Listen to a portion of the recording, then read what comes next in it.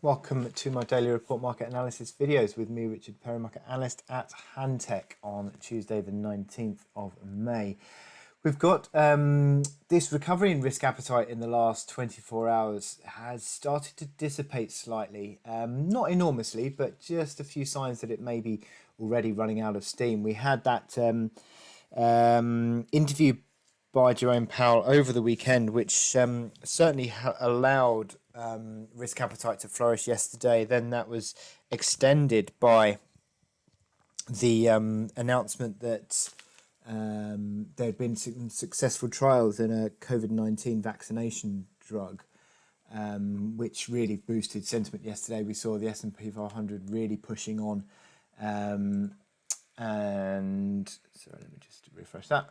Really pushing on and breaking out on an intraday basis, not quite into the close. And it's interesting that we've seen that the futures have just started to edge back a little bit today. So we've seen that the rally momentum has just been lost in these European equity markets. They were trading higher as the markets opened. They're now sort of lower on the day. It's interesting that we saw a sharp correction back intraday on gold. That gold price has now started to steady as well.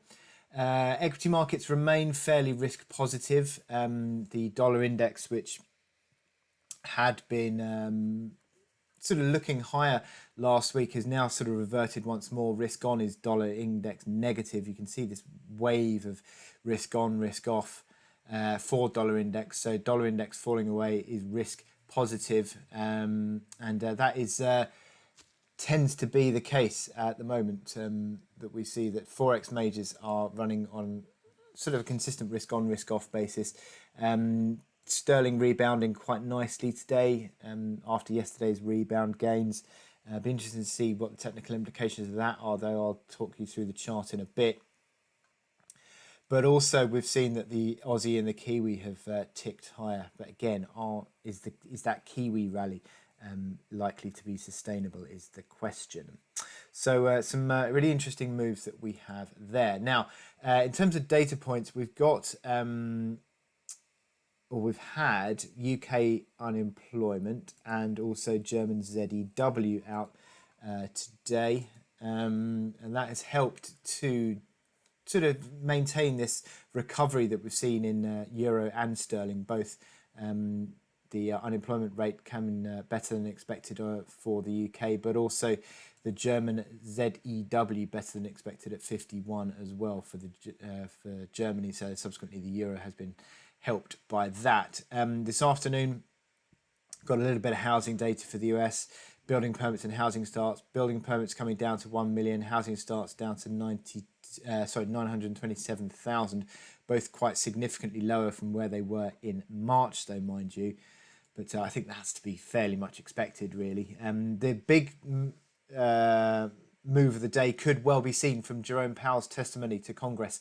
He's going to be talking about the progress of the Coronavirus Aid Act, which he is going to be discussing with Steve Mnuchin. And basically, as I said, Jerome Powell really did drive markets high yesterday with his fairly accommodative stance of monetary policy. I think he's got another opportunity to lay out his stall there today. So we could see a bit of support coming back in for risk appetite this afternoon if that is the case, which it's likely to be. Not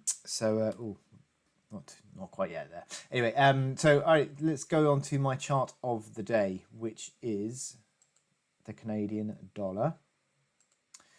Now, first of all, to say that oil price is moving higher and looking to break out, so that is Canadian dollar positive. And what we've seen yesterday is once more that the dollar CAD rally has rolled over, and it seems to be done on a fairly consistent basis along the lines of this downtrend line here. It's only a shallow one, but the failure of the rally at that downtrend channel, downtrend line, but also looking here, this 38.2% Fibonacci retracement of the big bull run from January to March.